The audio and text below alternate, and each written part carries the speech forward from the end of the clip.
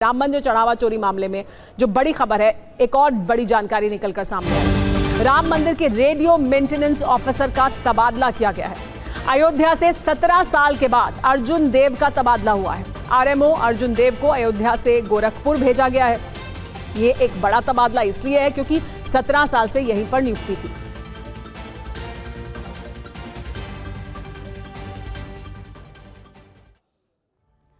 तो राम मंदिर के आरएमओ का ट्रांसफर बड़ी खबर क्यों है? खबर क्या है पहले ये समझ लीजिए और क्यों इसके बारे में बात की जा रही है।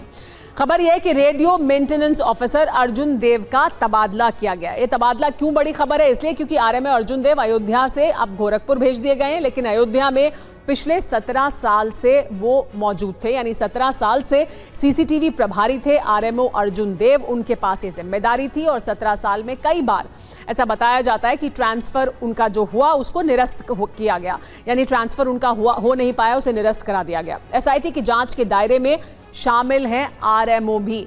लेकिन विवाद क्यों है, क्यों इसके बारे में बात हो रही है? विवाद क्या है वो देखिए। एसआईटी अर्जुन देव से पूछताछ कर चुकी है। एसआईटी ने पूछताछ की है उनसे क्योंकि उन पर जिम्मेदारी थी सीसीटीवी की, तमाम जो निगरानी के लिए कैमरा थे उनकी।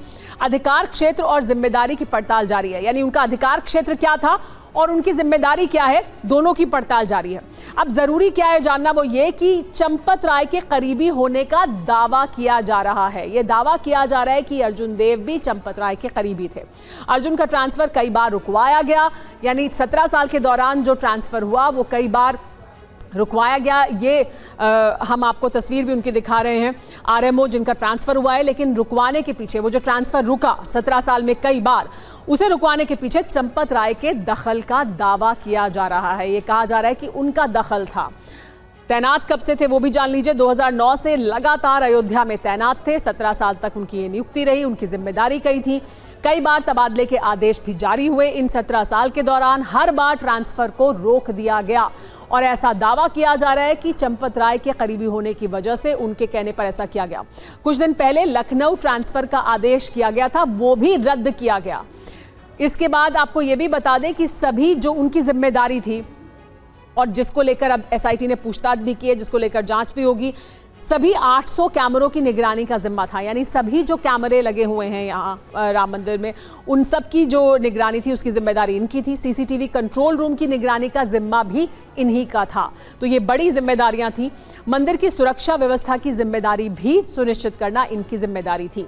वायरलेस सिस्टम की निगरानी की जिम्मेदारी थी। तो देखिए, ये तमाम अहम कड़ियां जुड़ती हैं। जो अहम जिम्मेदारियां थी वो इन्हीं के पास थी। वीआईपी दर्शन व्यवस्था सहित ट्रस्ट के कार्यों में लेकिन सक्रिय थे, जो इनकी जिम्मेदारी नहीं थी।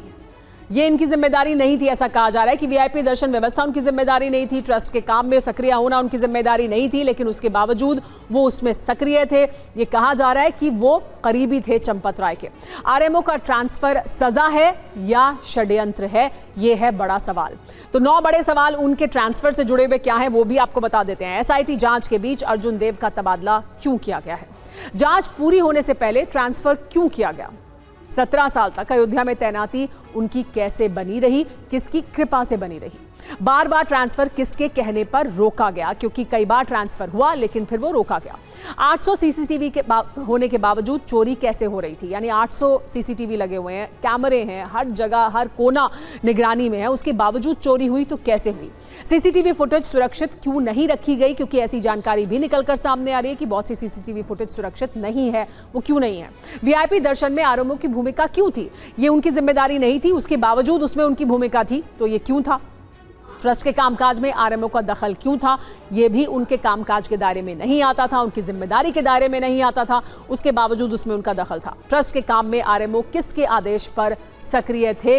ये है बड़ा सवाल। हमारे साथ अयोध्या से टीवी9 भारतवर्ष संवाददाता अभिजीत जुड़े हुए हैं। अभिजीत, आरएमओ को लेकर, अर्जुन देव को लेकर कई तरह के सवाल हैं। उनसे पूछताछ हुई है, एसआईटी ने पूछताछ की है, तो पूछताछ के दायरे में क्या क्या सवाल थे और वो कौन कौन से ऐसे काम हैं जो वो कर रहे थे जो उनके काम के दायरे में भी नहीं आते थे? वीआईपी दर्शन या फिर ट्रस्ट में सक्रिय होना? देखिए, उनकी सबसे पहली जिम्मेदारी तो निगरानी थी, जो कि वो निश्चित तौर पर नहीं कर रहे थे। निगरानी में ढिलाई हुई, ये बात तो नृपेंद्र मिश्रा भी कह चुके हैं। दूसरी चीज, वो ट्रस्ट के अन्य कामों में उनकी इन्वॉल्वमेंट क्यों थी? उनको क्यों वीआईपी दर्शन की व्यवस्था में लगा दिया जाता था?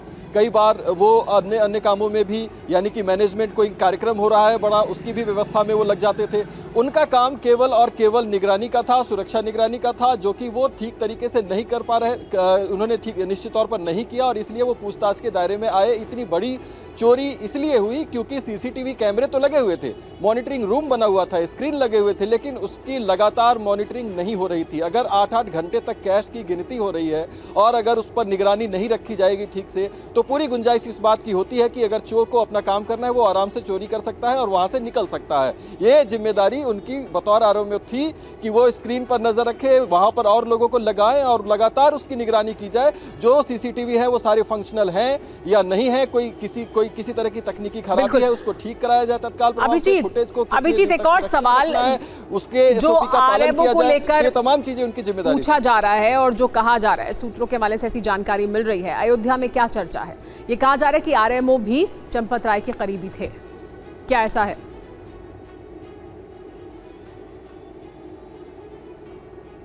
देखिए, तमाम लोग जो जानकारी दे रहे हैं कि एक ही जगह पर 17 साल तक पोस्टिंग रहना कोई आसान बात नहीं होती है, और निश्चित तौर पर जब तक आपके संपर्क नहीं है, जब तक आप किसी के करीबी नहीं है, जब तक किसी के कृपा पात्र नहीं है, तब तक आप 17 साल तक एक ही जगह की पोस्टिंग एंजॉय नहीं कर सकते हैं।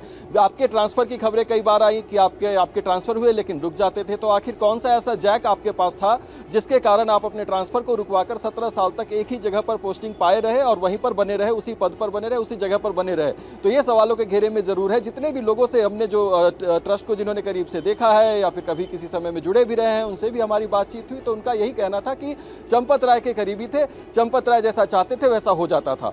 इस तरीके की बात जो है वो हमें सामने आ रही है। जो अंदर की खबर है वो भी लोग यही कह रहे हैं कि वो काफी समय से यहाँ पर जुड़े हुए थे, और चूंकि वो जुड़े हुए थे तो विश्वास पात्र भी थे, और इसके लिए उनको कहा जाता था कि वो भी विश्वास पात्र बन गए थे, सब पर विश्वास किया गया और फिर विश्वासघात हो गया।